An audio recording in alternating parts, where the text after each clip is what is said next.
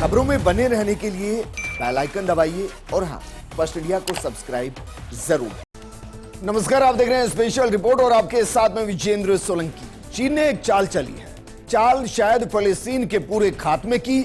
दोस्त बनकर जैसे चीन ने पाकिस्तान को खत्म किया, श्रीलंका को खत्म किया, नेपाल को खत्म करने की साजिश रच रहा है, क्या ऐसे ही हमास और फतह के बीच समझौता करा दोस्त बन फलस्तीन को नक्शे से मिटाने की साजिश रची जा रही है। दरअसल जो तस्वीर हम आपको दिखा रहे हैं, यह तस्वीर या तो फलस्तीन को नक्शे से गायब कर देगी या फिर यह तस्वीर नक्शे पर हमेशा के लिए फलस्तीन को अमिट कर देगी। आज हम आपको बताएंगे कैसे हमास और फतह, जो दोनों ही फलस्तीन में शासन करते हैं और एक दूसरे के खिलाफ जंग कर रहे हैं, वो दुश्मन कैसे चीन के कहने पर इजराइल के खिलाफ दोस्ती का हाथ मिला रहे हैं, जबकि इजराइल अमेरिका से सहायता मांग रहा है और अमेरिका में ही जाकर हमास के खात्मे की कसम खा रहा है। आज हम आपको फलस्तीन के अंदर के अलग अलग संगठन और उनके बीच की जंग के साथ अमेरिका, चीन और ईरान की चाल का पर्दाफाश करेंगे, क्योंकि इस जंग में हजारों की जान जा चुकी है और हजारों की जान जाने वाली है। और क्या हमास और फतह का साथ आना इजराइल के खात्मे की शुरुआत है, यह भी बताएंगे।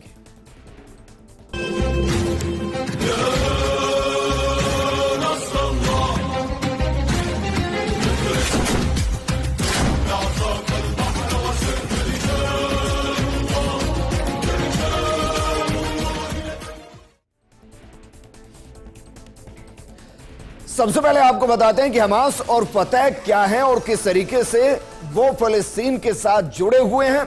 इसको आपके लिए समझना जरूरी, क्योंकि उसके बाद ही आप समझ पाएंगे कि हमास और फतह दोनों कितने अलग हैं, लेकिन दोनों में कॉमन क्या है। दोनों में कॉमन है फलस्तीन। और क्या इसी वजह से दोनों इजराइल के खिलाफ जंग के मैदान में उतरने को तैयार हो गए, जबकि किस तरीके से दोनों एक दूसरों के खून के प्यासे, ये आगे चलकर हम आपको बताएंगे। लेकिन जरा दोनों को समझिए कि दोनों के अंदर क्या डिफरेंस या क्या उन दोनों के अंदर कॉमन है। देखिए, हमास का पूरा नाम क्या है? हरकत अल मुकावमत अल इस्लामिया। जबकि फतह का पूरा नाम क्या है? हरकत अल तहरीर अल फलस्तीन। दोनों के नाम से ही दोनों के बारे में पता चलता है। दोनों की स्थापना देखिए, हमास की स्थापना 1987 में हुई है, जबकि फतह 1959 से फलस्तीन के साथ जुड़ा हुआ है। आगे आपको बताते हैं विचारधारा दोनों के कितनी विपरीत है, जरा समझिए। विचारधारा हमास की सीधे तौर पर इस्लामिक संगठन है, आतंकी संगठन के रूप में पहचान है वैश्विक स्तर पर हमास की, जबकि फतह विचारधारा जो इसकी है वो धर्मनिरपेक्ष संगठन है, फलस्तीन राष्ट्रीय आंदोलन से जुड़ा रहा है 1959 से। दोनों की विचारधारा में दिन रात का अंतर है। दोनों का उद्देश्य देखिए, मकसद देखिए, टारगेट देखिए। इजराइल का खात्मा ये हमास का उद्देश्य है, जबकि जो फतह का उद्देश्य है वो है स्वतंत्र फलस्तीन देश की स्थापना। दोनों बिल्कुल अपोजिट है, दोनों की आइडियोलॉजी बिल्कुल अलग है। और आगे आपको बताते हैं, क्योंकि दोनों की मुख्य क्षेत्र क्या है, वहां से भी आपको काफी हद तक पता चलेगा। जो हमास कंट्रोल करता है, मैं शब्द इस्तेमाल कर रहा हूं, कंट्रोल करता है। हमास जहां कंट्रोल करता है वो मुख्य क्षेत्र है गाजा पट्टी, जो इस वक्त खंडर बन चुका है। और उस गाजा पट्टी का राफा इलाका जो मिस्र से कनेक्ट होता है, वो भी पूरे तरीके से खंडर। और सबसे ज्यादा नरसंहार गाजा पट्टी के अंदर ही, क्योंकि वहां हमास है जो इस्लामिक विचारधारा और कई देशों की नजर में आतंकी, जिनमें से एक इजराइल है। दूसरी तरफ फतह, जिसका मुख्य क्षेत्र पश्चिमी किनारा, जिसको वेस्ट बैंक कहते हैं, और वो यहां राज करता है। क्यों हम कह रहे हैं? क्योंकि यह राजनीतिक पार्टी है और वो एक कमांडर के द्वारा चलाए जाने वाला संगठन है। और यही दोनों के बीच में बड़ा अंतर है और इसलिए दोनों आपस में जंग करते हैं, क्योंकि फतह जो है वो लोकतांत्रिक तरीके से देश में राज करना चाहता है और हमास बंदूक की नोक पर। लेकिन जो ये दो दुश्मन है, जो एक दूसरे के अस्तित्व के लिए फलस्तीन में खतरा है, वो आखिर दोस्त क्यों बने, उसके पीछे की वजह क्या है, ये हम आपको समझा रहे हैं। जरा समझिए। फतह इजरायली के कब्जे वाले फलस्तीन इलाके वेस्ट बैंक में सरकार चलाता है, आज की तारीख में भी सरकार चलाता है। और फिलिस्तीन की राष्ट्रपति महमूद अब्बास फतह संगठन के हैं। वहीं समुद्री तट की तरफ बसे फलस्तीन हिस्से गाजा में हमास की सरकार है। 2006 की गाजा इलेक्शन में फतह की हार के बाद वहां हमास की सरकार बनी थी और इसीलिए गाजा पट्टी को हमास का हेडक्वार्टर भी कहते हैं। हमास फतह के बीच सरकार चलाने और लोगों का प्रतिनिधित्व करने को लेकर दशकों से संघर्ष चला आ रहा है। दोनों ही फलस्तीन के हितों के लिए लड़ाई लड़ते हैं, लेकिन हमास हमेशा से आजादी की लड़ाई आक्रामक तरीके से लड़ना चाहता है, बंदूक की नोक पर लड़ना चाहता है, जबकि फतह कूटनीतिक और बिना संघर्ष के फलस्तीनियों की आवाज उठाने की हिमायत करता है। और यही वजह है कि यूनाइटेड नेशन के अंदर भी फतह को फलस्तीन प्रतिनिधित्व करने का जिम्मा मिला है, न कि हमास को। अब दोनों संगठन चाहते हैं कि वो इजराइल के खिलाफ मिलकर लड़े और दुनिया में फलस्तीनियों को एकजुट होकर रिप्रेजेंट करे, और इसके लिए जो हाथ मिलाया गया है वो चाइना की तरफ से आगे बढ़ाया गया है। लेकिन दोनों में वैचारिक अंतर बहुत ज्यादा है। क्या लंबे वक्त तक आगे बढ़ पाएंगे?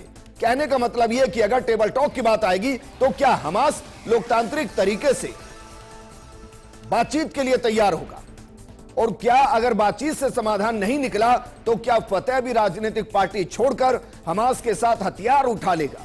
दोनों के वैचारिक मतभेद के साथ दोनों के अंदर वैचारिकता किस तरीके की है, इसको भी समझना बेहद जरूरी है। जरा समझिए कि क्या वाकई में यह मुमकिन है। देखिए, हमास और फतह में जो वैचारिक अंतर है उसमें जो सबसे बड़ा अंतर वो पहला ही है कि भाई हमास एक इस्लामिक आतंकी संगठन है, जबकि फतह एक धर्मनिरपेक्ष संगठन है। दूसरा जो दोनों के बीच में अंतर है वो हमास हिंसात्मक संगठन है, जबकि फतह कूटनीतिक और राजनीतिक संगठन है। तीसरा, हमास इजराइल का खात्मा चाहता है, जबकि फतह फलस्तीन को आजाद कराना चाहता है। आप कहेंगे इसमें अंतर क्या है? इसमें अंतर दरअसल यह है कि फतह यह चाहता है कि फलस्तीन को अपनी आइडेंटिटी मिले और इजराइल की अपनी आइडेंटिटी रहे, जबकि हमास यह चाहता है कि इजराइल की आइडेंटिटी खत्म हो जाए और सिर्फ फलस्तीन बचे। इसके अलावा हमास को चीन का समर्थन है और फतह को अमेरिका का समर्थन है। इसीलिए जो चाइना पहुंचे वो हमास के जो कमांडर वो पहुंचे, और जो अमेरिका से सहायता चाह रहे हैं वो दरअसल फतह है। और फतह से इजराइल को समस्या नहीं है, इजराइल को समस्या है हमास से, क्योंकि हमास ने अक्टूबर 2023 में 5300 से ज्यादा रॉकेट इजराइल के ऊपर दाग दिए थे। लेकिन इन सब के बीच में सवाल यह भी कि दोनों की दोस्ती से भला चीन का क्या फायदा है? चीन बीच में टांग क्यों अड़ा रहा है? चीन क्यों दो दुश्मनों को साथ ला रहा है? चीन का फलस्तीन और इजराइल की जंग से क्या लेना देना है? कहीं ऐसा तो नहीं कि वो हमास और फतह के जरिए इजराइल को कमजोर करते हुए अमेरिका को टारगेट कर रहा और खुद वैश्विक स्तर पर चीन दुनिया का चाचा बनना चाहता हो? तो जरा इसको भी समझिए। चीन ऐतिहासिक रूप से जंग में फलस्तीन के प्रति सहानुभूति रखता आया है। वो एक आजाद फलस्तीन देश का समर्थन करता है। चीनी राष्ट्रपति ने तो जंग खत्म करने के लिए अंतर्राष्ट्रीय शांति सम्मेलन का आह्वान भी किया। उल्टा चीन ने फलस्तीन में सौर ऊर्जा स्टेशन बनाने के लिए 63 करोड़ रुपए का इन्वेस्टमेंट भी किया। जून 2023 के बाद से फलस्तीन के राष्ट्रपति महमूद अब्बास 5 बार चीन का दौरा कर चुके हैं, और हमास जो हथियार का इस्तेमाल कर रहा है उसमें से ज्यादातर चीन में बने हैं। बिल्कुल वैसे ही जो इजराइल हथियारों का इस्तेमाल कर रहा है उसमें से ज्यादातर अमेरिका में बने हैं। अच्छा, इसके पीछे एक और कारण हो सकता है। इसके पीछे कारण हथियारों के सप्लायर हो सकते हैं, क्योंकि हथियारों का जो कारोबार है वो $1 बिलियन का है, और उसमें चीन और अमेरिका दोनों ही बड़े सप्लायर हैं। तो क्या इस जंग की आग में सबको झोंककर चीन अपने हथियार बेच रहा है और अमेरिका अपने हथियार बेच रहा है?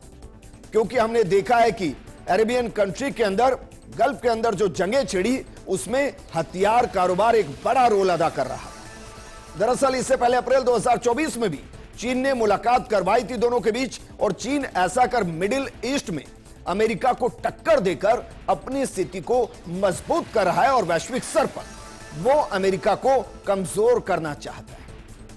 लेकिन क्या हमास और फतह में जंग शांति के साथ एक साथ मिलकर इजराइल के खिलाफ जंग में बदल जाए। इसको समझने के लिए आपको हमास और फतह में जो जंग का इतिहास है वो भी समझना पड़ेगा, और ये भी समझना पड़ेगा कि किसकी आइडियोलॉजी कैसी, ये हम बता चुके, लेकिन किसके पास कितनी सेना और वो कितने हिस्से पर फिलिस्तीन में रूल करते हैं, और इन दोनों के अलावा जो बाकी पॉलिटिकल पार्टियां हैं, जो बाकी संगठन हैं, क्या वो भी साथ आएंगे। चलिए फिलहाल हमास और फतह के बीच जो इनका संगठन है वो कैसे काम करता है, उसमें कौन कौन है, ये आपको बता रहे हैं। जरा देखिए, हमास के अंदर कमांडर होते हैं, क्योंकि वो एक आतंकी संगठन वैश्विक तौर पर, उसमें कमांडर है इस्माइल हनिया, खालिद मेशहाल और मोहम्मद देब। ये दरअसल 3 उसके कमांडर हैं। जबकि फतह के अंदर नेता है, पॉलिटिशियन है, नाम क्या है, मोहम्मद अब्बास और मोहम्मद दहलान।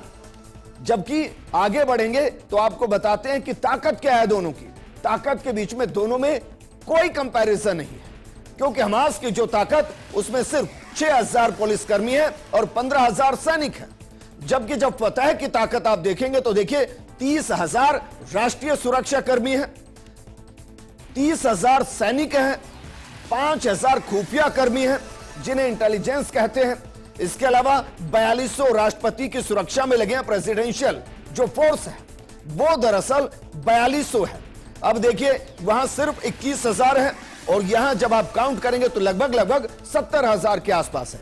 टकराव में जो मौत हुई है, 83 लोगों की मौत हो चुकी है, जबकि टकराव में 165 लोगों की मौत हो चुकी है। यह टकराव इसराइल और फिलिस्तीन के बीच नहीं, ये जो टकराव में जान गई है, ये जान गई है हमास और फतह के बीच की जंग। दोनों जो आपस में टकरा रहे हैं, इनके जो कार्यकर्ता आपस में टकरा रहे हैं, उसमें ये जान गई है। और एक आंकड़ा ये भी कहता है कि दोनों की टकराव में अब तक 600 से ज्यादा लोगों की जान जा चुकी है, और ये अपने आप में वहां दुश्मन है, क्योंकि फतह चाहता है कि लोकतांत्रिक तरीके से देश चले, और वो हमास के विरुद्ध है, हमास की हिंसात्मक के विरुद्ध है।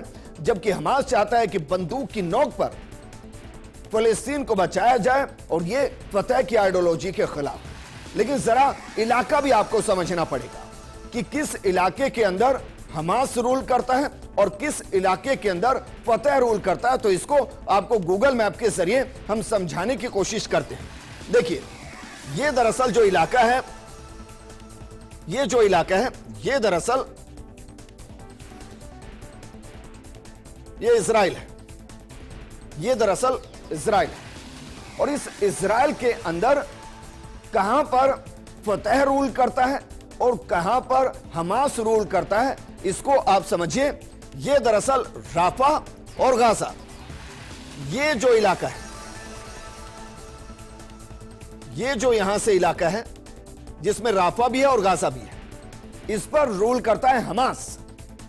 और ये दरअसल बंदरगाह है, पोर्ट है, और यहां से मिस्र से कनेक्टिविटी होती है, यहां से सी के जरिए बाकी देशों से कनेक्टिविटी होती है, और इसलिए महत्वपूर्ण है।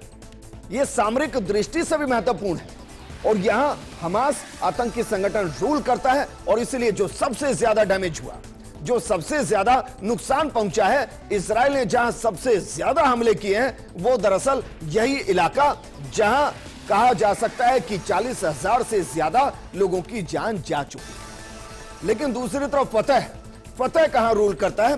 फतह रूल करता है वेस्ट बैंक के अंदर। ये जो इलाका आप देख रहे हैं, ये दरअसल वेस्ट बैंक है, और इसके अंदर फतह रूल करता है। इस इलाके के अंदर बहुत ज्यादा डैमेज नहीं हुआ है, लेकिन हाँ, यह भी सच है कि इजराइल ने मैक्सिमम फिलिस्तीन पर कब्जा किया है। लेकिन फिलहाल वेस्ट बैंक पर अभी भी फतह लोकतांत्रिक तरीके से रूल कर रहा है, और फतह की सीधी दुश्मनी इजराइल से वैचारिक मतभेद की है, प्रभुत्व की है, लेकिन सीधी हथियारों के जरिए कोई दुश्मनी नहीं है।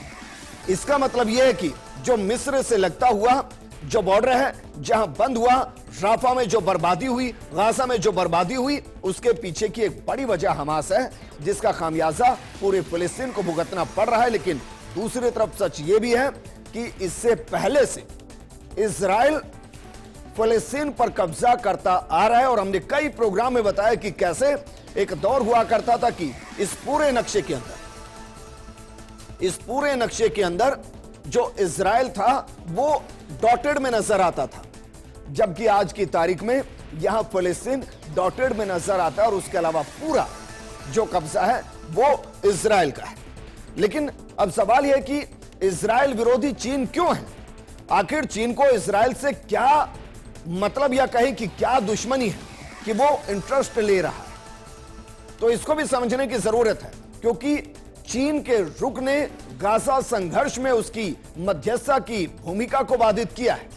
चीन गाजा में युद्ध के दौरान भी इजराइल की कड़ी आलोचना करता रहा है। 7 अक्टूबर को हमास के हमले से जो कहानी शुरू हुई, जिसमें लगभग अभी तक 40,000 के आसपास लोग मारे गए हैं, 500 से ज्यादा बंधक बने हैं और 39,000 अकेले इसमें फिलिस्तीनी हैं जो मारे गए।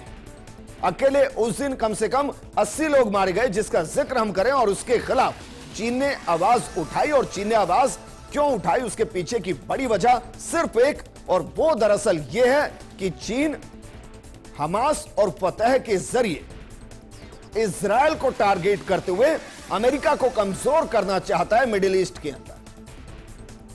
लेकिन फिलिस्तीन के बाकी संगठन क्या कर रहे हैं? क्या वो भी इस जंग में हमास और फतह के साथ आकर खड़े हो जाएंगे? ये भी हम आपको बताएंगे। क्या वाकई में फिलिस्तीन निर्णायक भूमिका में आ चुका है और सभी का एक साथ मिलना क्या इजराइल के खात्मे की कथा को लिख रहा है? बात करें, क्या वाकई में फिलिस्तीन के अंदर के जितने भी संगठन है, चाहे वो लोकतांत्रिक है या फिर आतंकी संगठन, क्या वो एक साथ आने की तैयारी करें फिलिस्तीन के अस्तित्व को बचाने की? और क्या चीन उनको बेहताशा आर्थिक और हथियारों की मदद कर रहा है, जिसके जरिए इजराइल का खात्मा किया जा सके और अमेरिका को निशाने पर लिया जा सके? चलिए आपको बताते हैं कि फिलिस्तीन में कौन कौन से आतंकी संगठन काम कर रहे हैं, फिर उनके बारे में बताएंगे वो किस तरीके से फिलिस्तीन के अंदर अपना प्रभुत्व बचा रहे हैं या फिर एक साथ जुड़े हुए। जो फिलिस्तीन के अंदर संगठन है उनमें पहला फतेह, जिसका जिक्र हम कर चुके हैं, 5वां हमास, जिसका जिक्र हम कर चुके हैं, लेकिन जो बाकी के 3 हैं, फिलिस्तीनी इस्लामिक जिहाद, फिलिस्तीनी मुक्ति संगठन, फिलिस्तीनी प्राधिकरण, ये दरअसल 5 संगठन जिनका एक ही मकसद है, जो इनके नाम से पता चलता है कि फिलिस्तीन की आजादी, इजराइल का खात्मा, और इसी के मकसद से ये 5 संगठन वहां काम कर रहे हैं। इन संगठनों के बारे में आपको बताएंगे। लेकिन नेतन्याहू अमेरिका पहुंचे, बिल्कुल वैसे जैसे हमास के कमांडर चीन पहुंचे।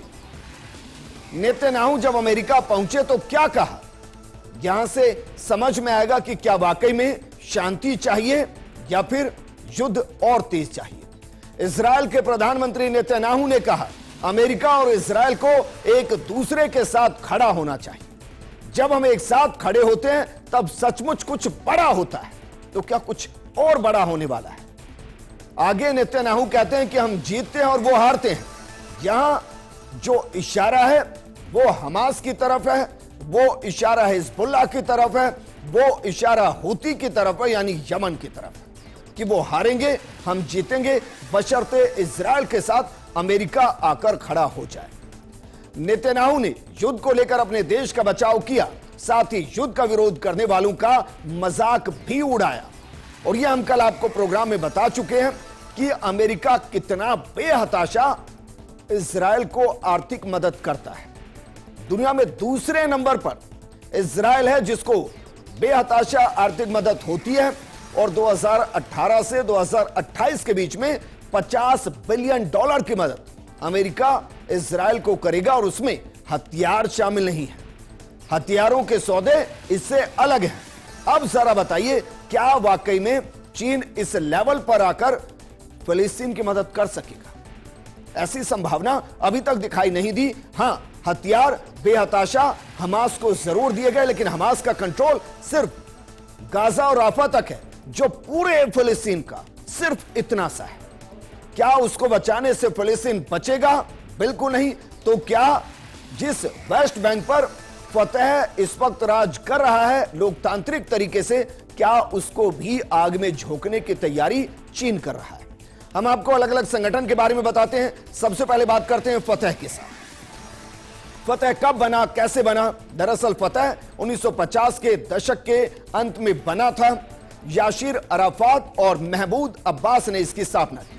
फतह का मकसद फिलिस्तीन की आजादी है और यह संगठन अपना काम जॉर्डन और लेबनान में करता था। बाद में इसे इन दोनों देशों से समर्थन मिलना बंद हो गया। फिर 1968 में यह फिलिस्तीनी मुक्ति संगठन में मिल गया।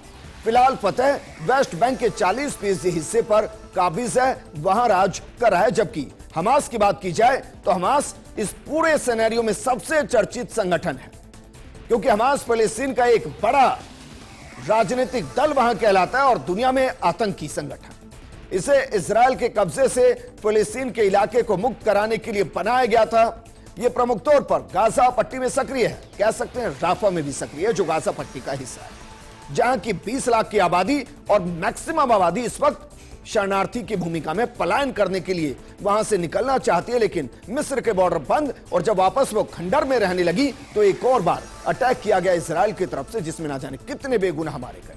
2007 में फिलिस्तीन की सत्ता में आया था। हमास इजराइल को देश के तौर पर मान्यता नहीं देता है, जबकि फिलिस्तीनी इस्लामिक जिहाद यह भी एक संगठन है जो फिलिस्तीन के अंदर सक्रिय है।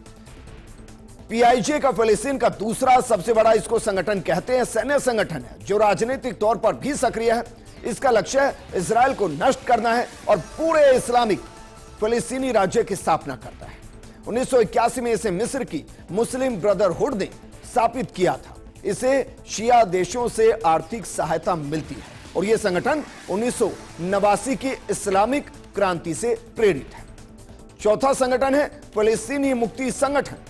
नाम से ही पता चलता है फिलिस्तीन की राजनीति में एक जाना माना नाम फिलिस्तीनी मुक्ति संगठन है। इसे 1964 में मिस्र के काहिरा में अरब लीग सम्मेलन में बनाया गया था और इसका मकसद फिलिस्तीन की आजादी था।